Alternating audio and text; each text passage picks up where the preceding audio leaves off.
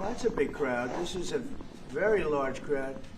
You get more than most countries, I have to say. This is a very good crowd of the media. It's an honor to be with President Lee of South Korea. We've known each other and gotten along very well.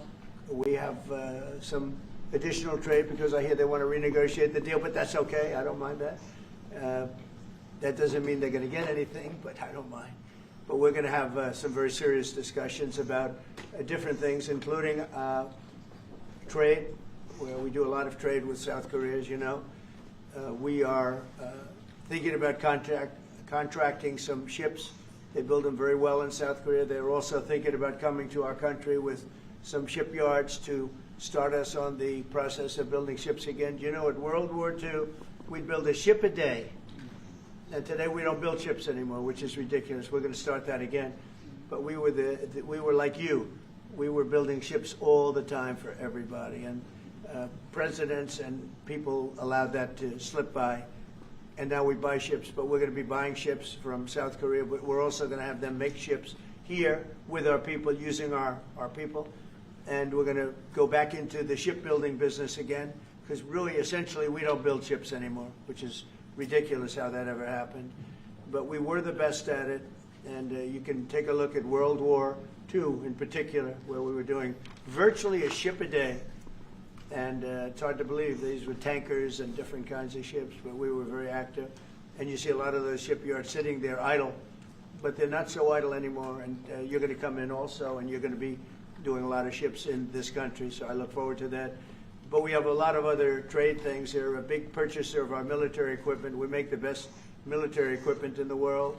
And you saw that recently with, take a look at what we did with the B-2 bomber, which you have one right there. They gave that to me. I guess the company gave that to me. The B-2 bomber was so successful in what took place in the little excursion that we made, 36 hours, and it wiped out nobody's ever seen anything like it. 36 hours back and forth. Not a thing went wrong. Not a screw was missing. Not a bolt was missing. Not a plane had not even a little bit of a problem. And we actually had 52 tankers. We had many planes, but you know, you looked at the B-2, the way they handled that. Every single bomb hit its target. So they understand that. We make the best military equipment in the world, and South Korea is a big buyer of military equipment. And we're going to talk about that also. And we have many things to talk about, and I look forward to it. And it's a great honor to be with you, and congratulations on your election. That was a big one, and we're with you 100%. Thank you. 네, 이재명 대통령님, 오늘 백악관에 오신 것을 진심으로 환영합니다. 우리 그 양국 정상들 사실 서로 잘 알고 있습니다. 지금까지도 잘 지내고 있습니다. 제가 알기로는 한국 측에서 어떤 추가적인 그러한 그 관세 협상에 대해서 좀 관심이 있다고 하는데 괜찮습니다. 뭐 원한다고 다 줄 것은 아니지만 그렇다고 그 요청하는 것은 받아들이겠습니다. 오늘 우리는 여러 가지 주제를 다룰 예정입니다. 일단은 먼저 무역에 대해서 얘기를 할 것입니다. 한국은 상당한 많은 그런 무역량을 미국과 함께 하고 있습니다. 그 외에 또 선박 계약, 특히 한국은 조선업이 상당히 성공적으로 유지가 되고 있습니다. 그래서 조선소라든지 선박 건조에 대해서 우리는 많은 얘기를 나눌 것입니다. 사실 미국은 제2차 세계대전 때 선박을 하루에 한 개씩 건조하는 그런 굉장히 성공적인 선박업을 운영하고 있었습니다. 그런데 이제 미국은 선박이 굉장히 아주 폐쇄한 그런 상황입니다. 하지만 이제 우리가 한국에서 선박을 구매해야 되겠죠. 그렇지만 앞으로 한국과의 협력을 통해서 미국에서 선박이 다시 건조되기를 바라고 있습니다. 그럼으로써 또 미국의 조선업을 한국과 협력해서 부흥하는 그러한 기회를 갖게 되기 바랍니다. 아까도 말씀드렸습니다만 제2차 세계대전 때 미국은 하루에 한 개 선박을 건조했습니다. 그렇지만 지금 미국의 조선선은 상당히 황폐해져 있는 상황입니다. 그렇지만 한국이 와서 우리가 함께 재건하기 바랍니다. 또 하나 우리가 의논해야 될 일은 군사장비 구매에 대한 것입니다. 미국은 세계 최고의 군사장비를 만듭니다. B-2 버머 같은 것은 보셨겠지만 굉장히 성공적이었습니다. 이번에 최근에 그런 작전에서 이 B-2 버머가 왕복 36시간을 비행을 했는데 전혀 아무런 문제 없이 임무를 마치고 성공적으로 다시 돌아온 것입니다.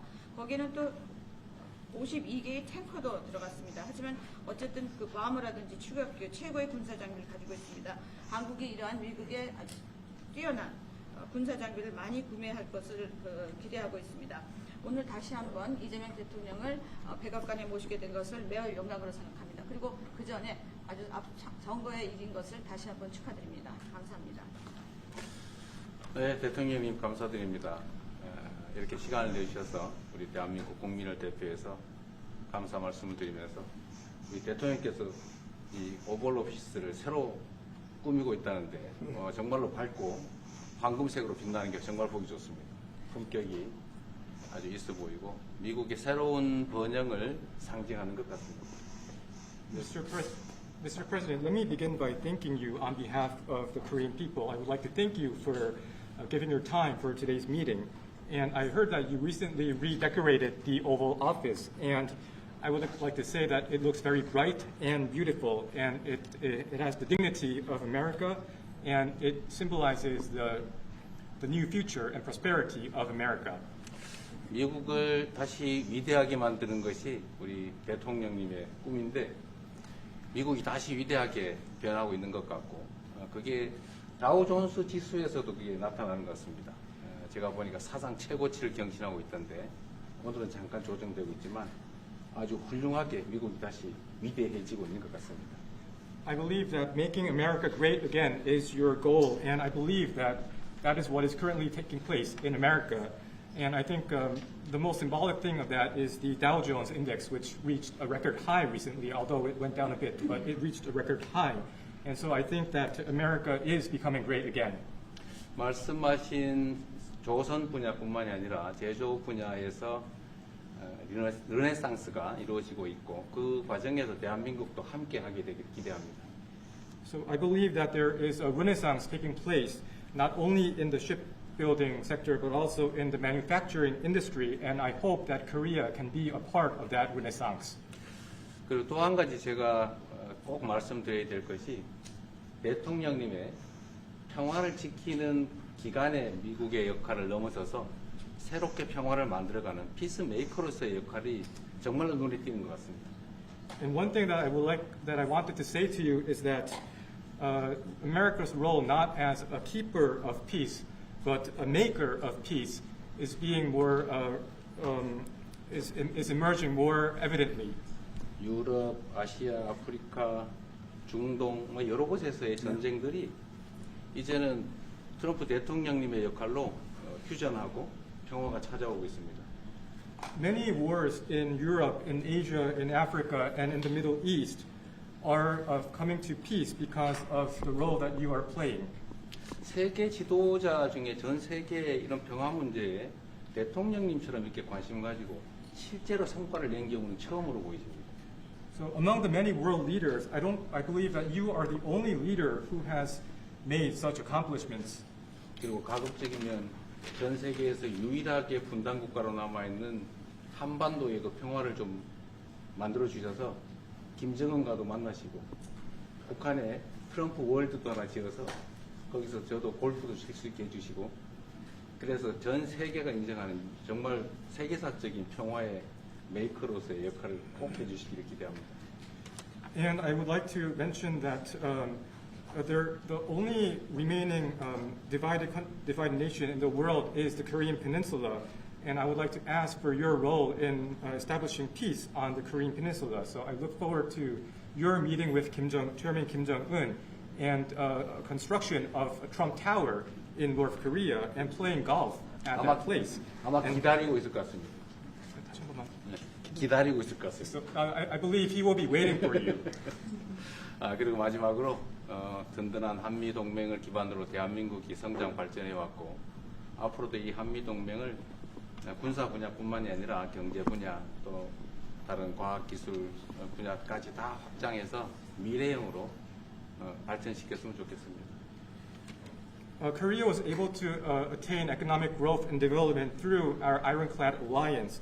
And going forward, I hope to develop our alliance into a future-oriented alliance that encompasses areas not only limited to security, but also the economy and science and technology.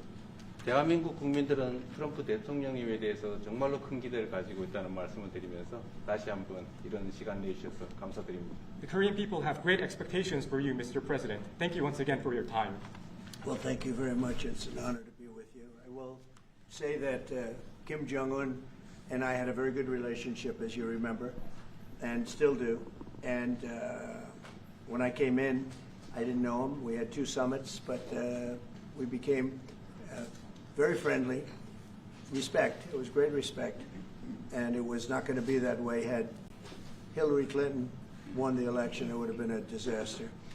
But we think we can do something in that regard with respect to North and South, and I think you are much more prone to doing that than other leaders that I've been working with from South Korea.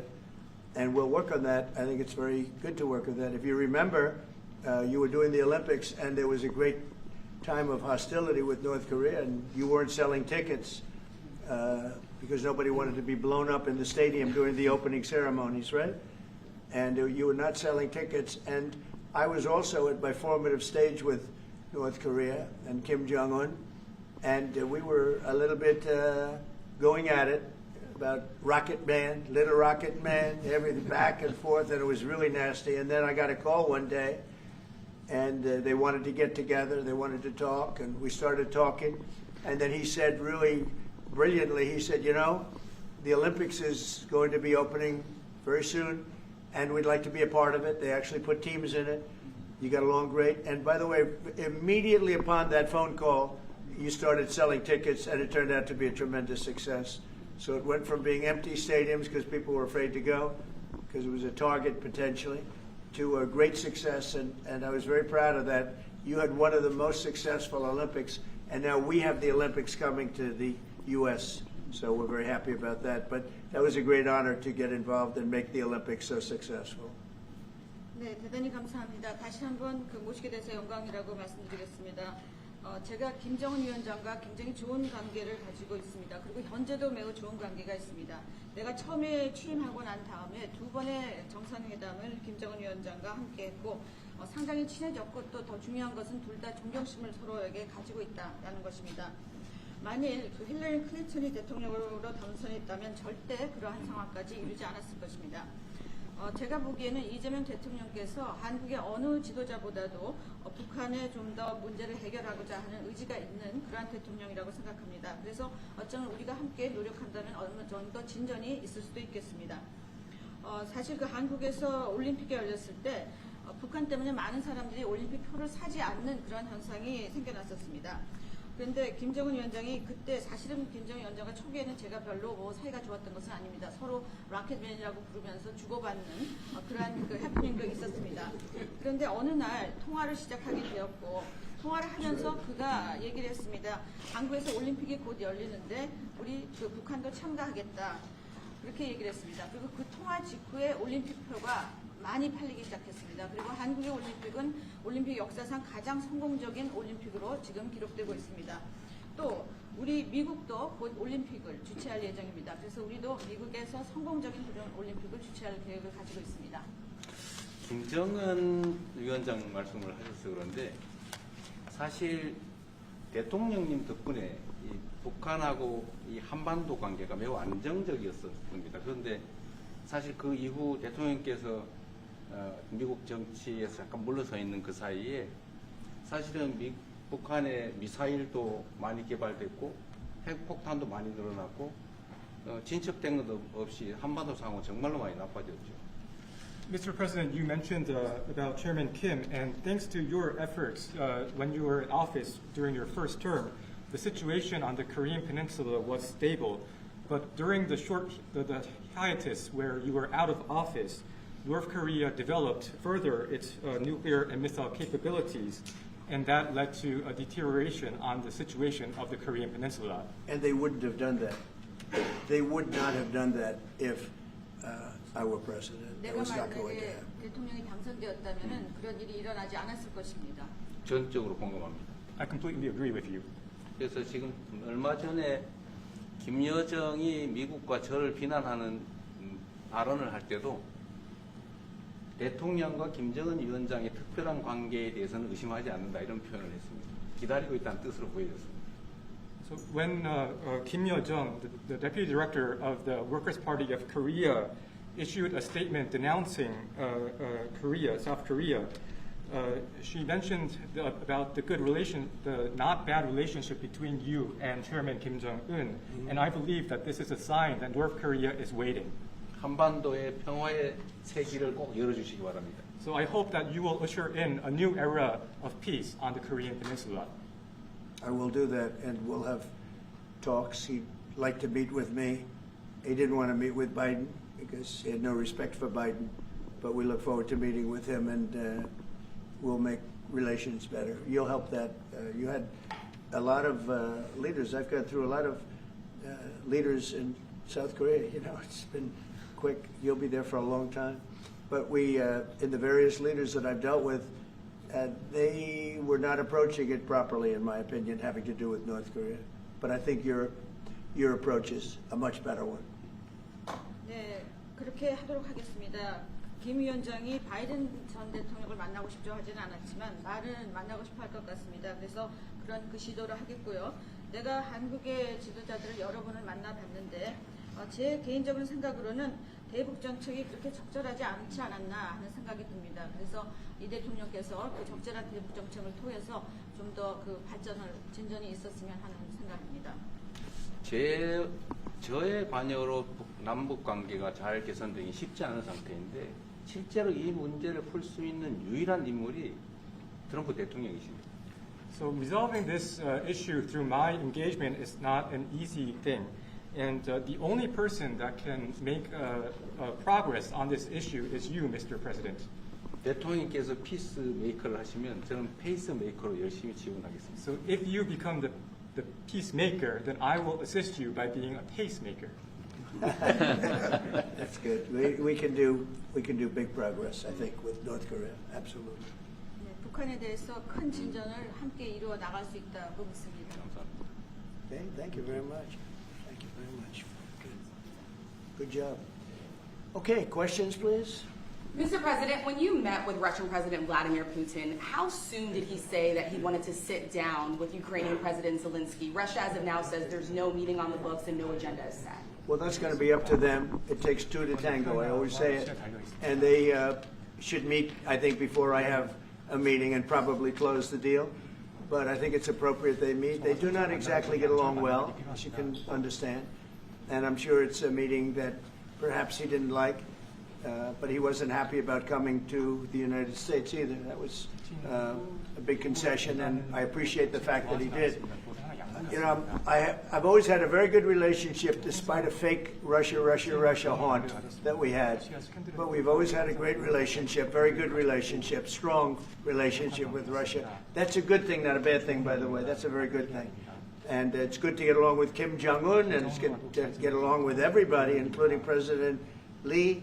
It's good to get along, and I get along with the foreign leaders. You see that with the biggest group of foreign leaders that we've ever had. Don't forget the European Union was here also representing a large group of countries just recently. So I believe that we're going to get that war straightened out. We're going to get it done. I don't know that they'll meet. Maybe they will. Maybe they won't. They'd like me to be at the meeting. I said, you guys ought to work it out. It's between you. It's not us.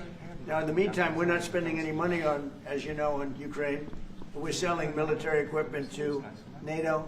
NATO now is taking in, excuse me, NATO now is taking in a large amount of money from the countries. They're taking in 5% of GDP versus 2%. They're paying the 5%. They never paid the 2%, most of them, or a lot of them. NATO has a lot of money. We are selling military equipment to NATO at full price. And NATO's distributing that equipment to wherever they are, I mean, perhaps to Ukraine. So NATO's working with Ukraine.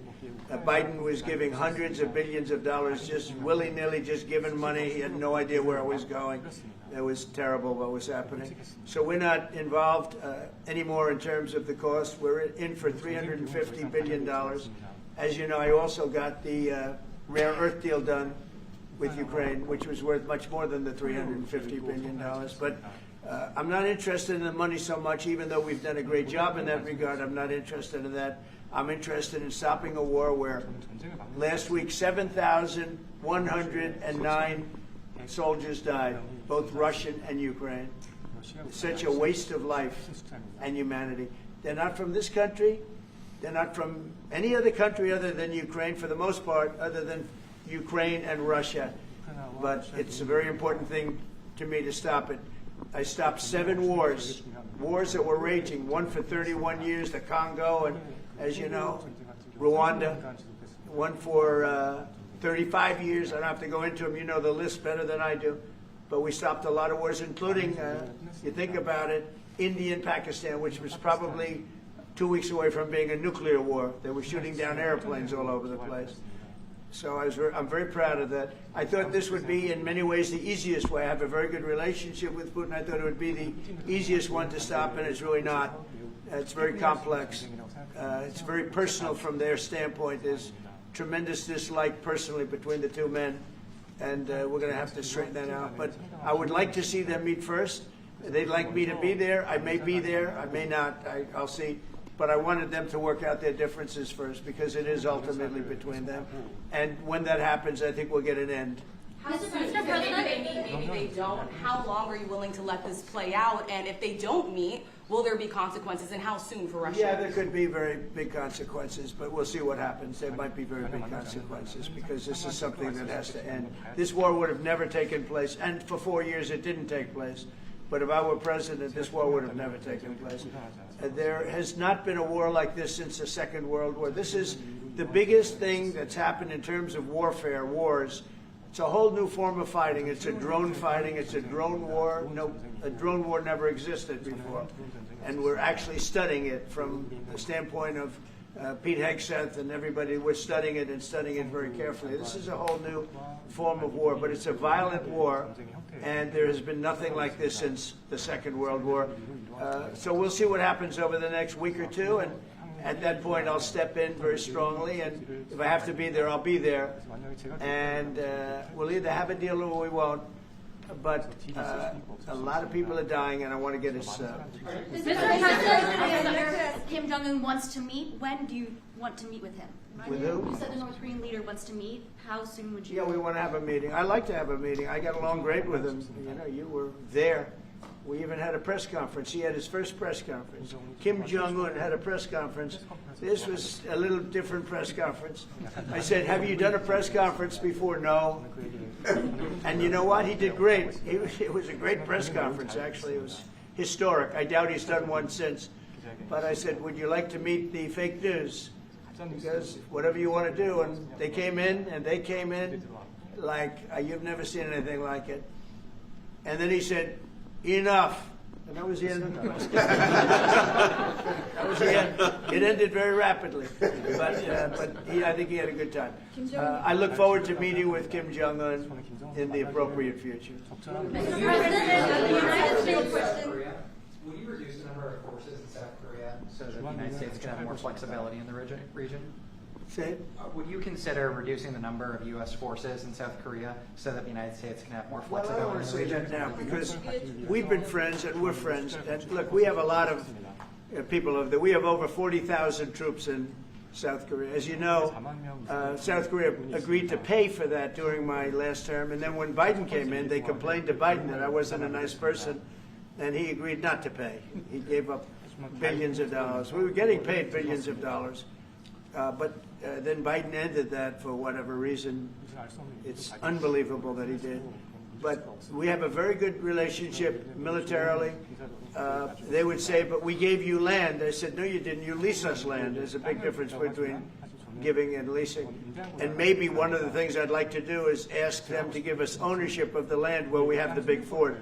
You know, we spent a lot of money building a fort, and there was a contribution made by South Korea, but I would like to see if we could get rid of the lease and get ownership of the land where we have a massive military base. Mr. President, how are you? Thank you, Mr. President. How are you planning to make? I also want to ask this question to Mr. President. Who are you with? I'm Song Mi-jin. I am from South Korea's Arirang TV. Good. Thank you so much. Good. So, as mentioned earlier, United States is South Korea's most important and closest ally. So, in this point of view, I would like to ask you and also President Lee, what do you think are the key ways to make the South Korea-U.S. alliance greater? Well, I think it's great now. I feel very warmly toward South Korea. I will tell you that I have a lot of people in business that I deal with that are from South Korea. They love Trump because they feel I've saved. I think you would have had a nuclear war if I weren't. I think you would have had a nuclear war, North Korea and South Korea. I think it would have been a disaster. You're only 60 miles away from Seoul. They don't even need nuclear. They have their cannons, howitzers, and they have them buried in the mountain. You know what I'm talking about. And I think you would have had, if I didn't win that election, if Hillary Clinton, crooked Hillary, won that election, I think you would have had a nuclear war. It would have taken place, and it would have been horrendous for everybody, including them. It would have been very bad for them because we would have had to enter the picture, and we are the most powerful nuclear country in the world by far. Russia's second, China's third. China's going to catch eventually, 5 or 6 years. They're working to catch. One of the things we're trying to do with Russia and with China is denuclearization. And it's very important. One of the things I discussed with President Putin the other day, it wasn't just that, it was also other things. And I think the denuclearization is it's a big aim. But Russia's willing to do it, and I think China's going to be willing to do it too. We can't let nuclear weapons proliferate. We have to stop nuclear weapons. The power is too great. Okay? Thank you. Mr. President, I'd like to ask you further question about South Korea and U.S. alliance. I'm Anna from the Korea Times. Good. And I'd like to ask you about the trade deal that's on the table. Yeah. You mentioned about the shipbuilding industry, and President Lee mentioned about the manufacturing industry. And what other areas or sectors that you intend to focus on this trade deal? Because Korea is bringing in many investments and create jobs as well. So I'd like to know the opinions of both, how to get a beneficial outcomes for both countries through this deal. Well, we're going to get along great because we really sort of need each other. We love what they do. We love their product. We love their ships. We love a lot of the things that they make. And they love what we have. We're dealing with them on Alaska having to do with the oil. You need oil and we have it. So we have a big advantage in that way. We have more oil and gas and coal and energy than any other country in the world by far. No, for whatever reason, God was very good to us. He gave us the greatest. We didn't use it. We started to use wind. Wind doesn't work. They started to use solar panels that took over the land all over the Midwest, where the farmers said, what happened to my land? They'd have a 10-mile by 10-mile solar field that they couldn't farm, the most valuable farming land in the world, probably the most vibrant in the world. And they put solar plants all over the place. It's ridiculous. Big, massive black fields of solar that all comes out of China, or plastic, all comes out of China. But we have the greatest amount of energy in the world, and we're dealing with South Korea, as you know, in Alaska, and we're going to be making a deal, a joint venture with South Korea. Japan is involved also, very strongly involved.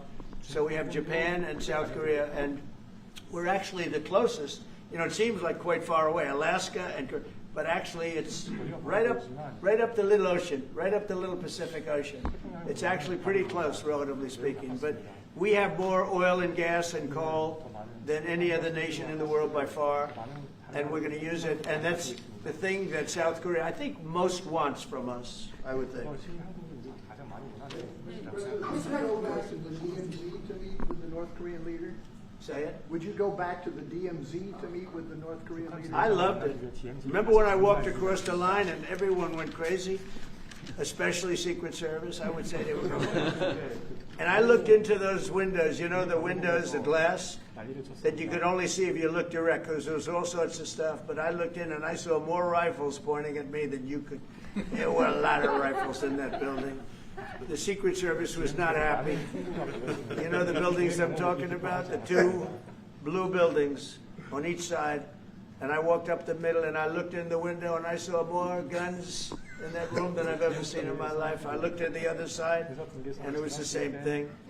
And yet I felt safe. I felt safe because I have a great relationship with Kim Jong-un. I hope it stays that way. I think it will. I have a very good relationship. I understand him. I spent a lot of free time with him talking about things that we probably aren't supposed to talk about. And, you know, I get along with him really well. I think he has a country of great potential, tremendous potential. Is it possible to meet him this year or maybe next year? Well, I'm meeting a lot of people. I mean, it's hard to say that, but I'd like to meet him this year. President Xi would like me to come to China. It's a very important relationship. As you know, we're taking a lot of money in from China because of the tariffs and the different things. And it's a very important relationship. We're going to get along good with China. I hear so many stories about we're not going to allow their students. We're going to allow their students to come in. We're going to allow. It's very important. 600,000 students. It's very important. But we're going to get along with China. But it's a different relationship that we have now with China. It's a much better relationship economically than it was before. With Biden, boy, what he allowed that, I mean, they just took him to the cleaners. You know the expression? They took him to the cleaners. I'm sure they have an equal expression in South Korea, but they took that guy out for a ride like nobody's ever been ridden before. Terrible. But we have a very strong relationship, Howard, I would say, economically with China now, getting much better. They have to give us magnets. If they don't give us magnets, then we have to charge them 200% tariff or something, you know. But we're not going to have a problem, I don't think, with that. I think that's perhaps behind us. You know, China intelligently went and they sort of took a monopoly of the world's magnets.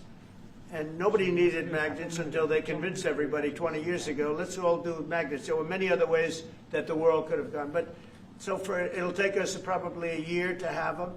We're heavy into the world of magnets now, only from a national security standpoint. But we have a powerful thing. It's airplane parts. They have many Boeing jets. You know, they had 200 jets that didn't fly. And I've sent them all, based on his word, I sent them all of the parts so their planes can fly. I could have held them back. I didn't do that because of the relationship I have. And their planes are now flying. You know, we had 200 of their planes were unable to fly because we were not giving them Boeing parts purposely, because they weren't giving us magnets. Therefore, we weren't giving them. But we have a much more powerful thing, that's tariffs. If we wanted to put 100%, 200% tariffs on, we wouldn't do any business with China. And, you know, it would be okay, too, if we had to. But the magnet situation, we have tremendous power over them, and they have some power over us with magnets. We're going to have a lot of magnets in a pretty short period of time. In fact, we'll have so many we won't know what to do with them. But you know the story. It's a very interesting history with magnets. And it really is because presidents, not being business people, they allowed that to happen. And they shouldn't have. But we have much more. I mean, look, in terms of playing the cards, we have much bigger and better cards than they do. But with that being said, I think we have a great relationship. I spoke to President Xi fairly recently, and at some point, probably during this year or shortly thereafter, we'll go to China. And I think we're going to see a magnificent sight. It's a great country. Mr. President, on the National both Guard. you and President Lee actually are planning to go to China. You mentioned either this year or next year. Could you please share more details about your plans going to China and also President Lee? Well, maybe we'll go together. Do you want to go together? We can share a plane. We'll save energy. We'll save a little, you know, the ozone layer. Remember President Obama used to talk about the ozone layer, and then he'd fly to Hawaii to play around the Gulf in a 747. Mr. President, on Would the you National accept the invitation, Mr. Lee? 중국에서 만약 Well, we sort of meant jokingly, but if you want, you can. 대통령하고 같이 가면 좋겠습니다. I would like to go together with President Do I accept? He doesn't accept. If you want to go, I'm going to get special permission. I'm sure you can go. But we're going to have a great relationship with China. I mean, it's happening. You see it. It's happening. 중국과 좋은 관계를 가질 것입니다. 이미 그 They have some cards. We have incredible cards, but I don't want to play those cards. That would, if I played those cards, that would destroy China. I'm not going to play those cards. Mr. President, on the National Guard, you've talked a lot about Democratic-run cities and states. Yeah. Would you also consider sending the National Guard into red states and red cities that are also seeing high crime? Sure, but there aren't that many of them. If you look at the top 25 cities that for crime, just about every one of those cities is run by Democrats. And you know, one of the bad things they did, cashless bail, if you look back on time, when they allowed a murderer out that afternoon, you know, he'd kill somebody and then a couple of hours later he's walking the streets again, oftentimes killing again rapidly. Cashless bail is a disaster. You saw we had a news conference today on that. We're wiping it out in D.C., immediately wiping it out. It started in New York, I must tell you, and it's been a horrible thing for crime, especially violent crime. So we're going to end cashless bail, yes. Thank you. When will you deploy to Chicago, and how long are you keeping troops here in We Washington, heard another D.C.? discussion. I really want to be appreciated. You know, when we go into a city and wipe out the crime, so D.C., it sounds so horrible. I'm embarrassed to say it in front of you because they don't have anything like this. Washington, D.C., sir, has not had a murder in 11 days. Now, he's saying that's a horrible thing to hear because they don't have murders for ever. But Washington, D.C., if you go back and check, it's been many years since we went a week without having a murder. Now we haven't had, and I would say that Washington, D.C. right now is much safer than Seoul. You know why? Because we have a friendly neighbor. We have more friendly neighbors. You have a different kind of problem. We all have different problems. But Washington, D.C. is a very safe city right now. People are going out to dinner. Restaurants are opening. Restaurants that were going to close are now going to stay open. Friends of mine are going out to dinner all the time. They didn't go out to dinner for 4 years. It went rampant during the Biden years. Just rampant. That's why Susie is very close to the mayor and has a lot of respect for her, but I view it maybe a little differently because the mayor would say that it's gotten better for 30 years, it's gotten better. No, it's gotten worse. And the worst day of all was when we just got to office for the second time, and it's in very bad shape. So the mayor shouldn't be saying that violent crime has been getting better. It's been getting much worse. And the day I took office, it was the worst. And we did some minor things, made it a little bit better, but then we said, look, we got to stop it because too many people are getting killed. And we have not had a murder in 11 days. It sounds crazy. I hate to say this in front of this gentleman who I respect because they don't have murders for years. But we have not had a murder in 11 days. And that's going to go on for a long time. And there will be, I guess, it'll happen a little bit. But we have a very safe city. This is one of the safer cities right now in the country. And in a short period of time, it'll be like the border. Nobody came in through our border. For the last 90 days, 3 months, we had 0 illegal aliens from the Congo, from South America, from all over the world, from prisons coming in, pouring into our country. Nobody, not one person, and this is done by a liberal group, a liberal think tank. They do the work. Not one person has come into our country. Think of that. It's been amazing. And I didn't have to go back to Congress and ask, Biden could have done this by himself. I did. I said, close the borders. We had the great Tom Homan. We had Christie, as you know, Christie Noem, who did a fantastic job. She's doing a fantastic job. Pete Hegseth has been incredible with the, as I call it, the Department of War. You know, we call it the Department of Defense, but between us, I think we're going to change the name. You want to know the truth? I think we're going to have some information on that maybe soon, but I think because, you know, Department of Defense, we won the World War I, World War II. It was called the Department of War. And to me, that's really what it is. Its defense is a part of that. But I have a feeling we're going to be changing. I'm talking to the people. Everybody likes that. We had an unbelievable history of victory when it was Department of War. Then we changed it to Department of Defense. So that's a little thing, has nothing to do with your country, but it's something that I think you're going to be hearing about or seeing about over the next couple of weeks. Probably that change is going to be made over the next week or so. Are there different areas, north and south, Or is there one Korea waiting to be unified? Well, I know it is two Koreas. I mean, I just, there was one Korea. It was a very large country and a very powerful country. And it was a country that went to war with China. President Xi explained it. Went to war with China many times over the last 2,000 years. You had many, I think he told me 51 times. So I remember I went to President Xi. I said, we're having a problem with North Korea. Straighten it out, would you please? He said, well, we have been to war with them. And I think he said 51 times. But at that time, it was the whole of Korea. It wasn't, North and South. And after he explained it, I said, all right, not going to be that easy. I guess you're right. But, you had one Korea, and it was a very big, powerful nation. Now you have two big, powerful nations, but you have essentially a wall in between. Mr. President, can you elaborate the comments, the post and comments you made on South Korea early this morning, like raids on churches, going into U.S. military base, purge, revolution. How do you think about it? 이재명 대통령께도 질문드리겠는데요. 저희가 이제 빛의 혁명이나 내란 사태 극복하는 과정에서 이런 이제 Right, I heard from Intel. 그 부분 설명해 주시면. I heard from Intel that there was a raid on churches. We're going to talk about that later. I haven't spoken about it yet, but when we meet, and that would be too bad if that's the case. But I did hear that from Intel, that there was a raid on churches, closing some churches. So we'll talk about that later. I could ask you now if you want. Mr. President, what conversation? Wait a minute, please. If you'd like. Because it didn't sound to me like South Korea.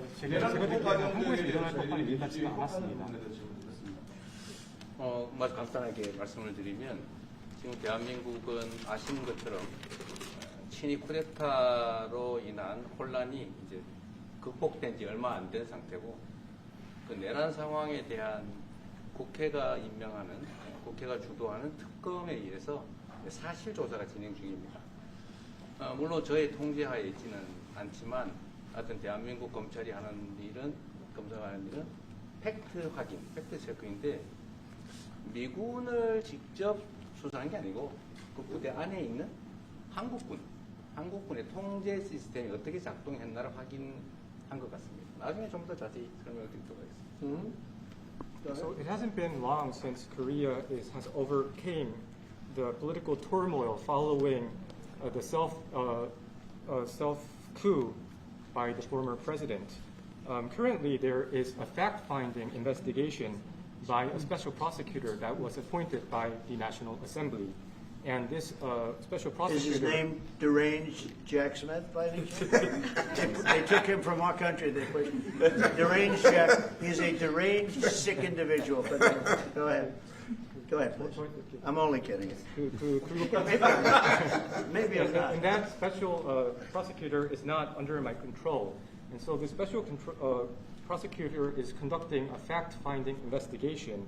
And I would like to explain about what you said about U.S. bases. They did not conduct a search and seizure of American bases, but they looked into the chain of command and the control system of the Korean military. Right. And I would be happy to That's okay. explain about this more in detail I'm sure it's during our lunch meeting. I am sure it's a misunderstanding, but there is a rumor going around about churches, raiding churches. So we'll talk. I'm sure that's going to be worked out fine. Yeah, please go ahead. Mr. President, what conversations have you had with Israeli Prime Minister Benjamin Netanyahu about what is going on in Gaza? There was a UN-backed report that said there was a famine in Gaza. Based on what you know and what you've been briefed on, do you agree with that? So, I deal with Bibi Netanyahu quite a bit, and we had great success, obviously, in Iran. We knocked out their nuclear threat. That would have been a horror show having them have a nuclear weapon. They would have used it, too. We did very well there. Right now, they're talking about Gaza City. There's always talking about something. At some point, it's going to get settled. And I'm saying you better get it settled soon. You have to get it settled soon. And that means, nobody can forget October 7th. People forget October 7th. That was one of the most brutal. I've seen some terrible things, some brutal things. That was about as bad as it gets. And nobody can forget that. With that being said, it's got to get over with. It's got to get over with because between the hunger and all of the other problems, worse than hunger, death, pure death, people being killed. And, I'm the one that brought back the hostages, and I did it with that gentleman right there, Steve Witkoff, and with Marco. All of us, the whole team, we worked together. Even the trade people worked on it with us. And we brought back a lot of the hostages. Now we're left with, would you say 20, Steve, or would you say it's less than 20? I hope it's 20. He hopes it's 20 because some could be dead. That's what he means, I assume. Yes. So we have 20, but there's rumors that some could be dead. It's a terrible situation over there. Terrible, terrible situation. But it's coming to a head. It's coming to an end. We are sending, we sent $60 million of food over there just recently. And I don't even know if people know it. We distributed ourselves. We're giving a lot of food, spending a lot of money on food, getting it over there. We have a lot of food. We have a lot of oil, and we have the greatest farmers in the world. So we have a lot of food, but we're sending a lot of it over to Gaza, and we're feeding a lot of people. But with all of that being said, it's a lot of people to feed. And I think that we will have, I think within the next 2 to 3 weeks, you're going to have pretty good conclusive ending. It's a hard thing to say because they've been fighting for thousands of years. If you want to know, that's been a hotbed forever. But I think we're doing a very good job. But it does have to end. But people can't forget October 7th either. Do you plan to attend APEC summit to be held in Korea? A summit in South Korea? Yes, South yeah, Korea in I'd love November. to. I'd love to. Last time I spoke in front of your parliament, and I love doing that. Beautiful respect they had for our country, and a beautiful room. I remember how beautiful it was, and I enjoyed doing it. No, I could see going. I think I'm going for a trade meeting to South Korea pretty soon. You're hosting a trade meeting. So I can sneak away from that trade meeting and we'll go and do something for the president if he'd like me to do that, okay? But so we'll be going there fairly soon. You know about that? If you attend, then it's a good chance to meet up Kim Jong-un again, or maybe Xi Jinping. Then how do you think of it? You mean set them up together? Yes. That'd be interesting. We'll arrange a meeting between you and Kim Jong-un. Would you like that? That's a very tough question right now. I don't know where that question is leading. Anyway, look, I get along great with Kim Jong-un, and if whatever I can do having to do with South Korea and getting people together, you should get together, right? Mr. President? Yes, ma'am. Oh, Look at that beautiful yes. smile. Yeah. All right. And then she'll turn out to be the worst one in the room. Can I ask about Masca project? Masca project. Yeah. Oh yeah, sure. Yeah. We're going to do that. Yeah. I think we're going to do that very strongly. We're going to have a big, within a period of, it takes a while. That's a hard one to start. Some companies you can start easily. Shipbuilding's a tough one to start, but we'll be doing that. Now, with that being said, we make the best submarines anywhere in the world. We make submarines. We're 25 years ahead of anybody else in submarines. So we do that, we do that. But we really gave up the shipbuilding industry foolishly many years ago. But we're gonna start it up again. We're gonna be making our own ships again soon. Okay, how about one or two more? Mr. President, have you been briefed on the search of John Bolton's home and office from Friday? Have you been briefed I on that? have not been briefed. No, I read it just like you did. I was never a fan of his. I thought he was stupid. I thought he was, a guy that only wanted to go into war. He liked killing people. I thought he was essentially a bad guy, but I'm not involved in that. No, you'd have to ask Pam Bondi about that. Are more raids like that coming, sir? Are more raids like the one on John Bolton's house coming? More raids? I don't know. You'd have to ask the Department of Justice. They raided my house, I can tell you that. They did a big raid on my house. They took away everything that wasn't pinned down, and they took away some of that too. No, they raided Mar-a-Lago. They started that. These were bad people that we had in our government before. They raided Mar-a-Lago. They went into my wife's area. They went into my son's area, my young son. And what they did was a disgrace. But how did it work out? I see. We're in the overall. I guess it didn't work out too well for them, did it? They are bad people. They're sick. They're sick people. And they came in with their guns into Mar-a-Lago, like 98 people. I wasn't there. Fortunately, I wasn't there. But they are very evil, very sick people, that group. And if they would have won the election, this country wouldn't exist as we know it. This country would have been a failed country. And now it's the hottest country anywhere in the world by far. We are the hottest country in the world by far. Okay. Mr. President, Mr. President. Yes, sir. Go ahead. Yeah. President Lee met with the Japanese Prime Minister before this summit. That's good. So, is there something to discuss regarding the cooperation among South Korea, U.S., and Japan? I think so. Look, Japan is a great ally of us, and I had a little bit of a hard time getting you two together because you're still thinking about comfort women, right? Comfort women. That's all they wanted to talk about was comfort women. And I thought that was settled a few times over the decades. But there is an overlapping problem with that. Perhaps I'm wrong in saying it. Perhaps this isn't right, but the whole issue of the women, comfort women, very specifically, we talked, and it was a very big problem for Korea, not for Japan. Japan wanted to go.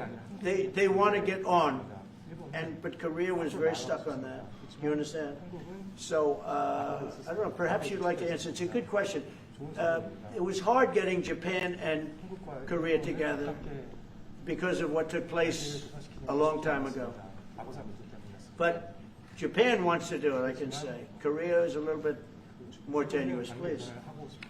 지금 질문은 그 3자 협력에 대해서. 우리 한미일 협력은 매우 중요한 과제고 또 한미 관계의 발전을 위해서도 한일 관계가 어느 정도 수습이 돼야 됩니다.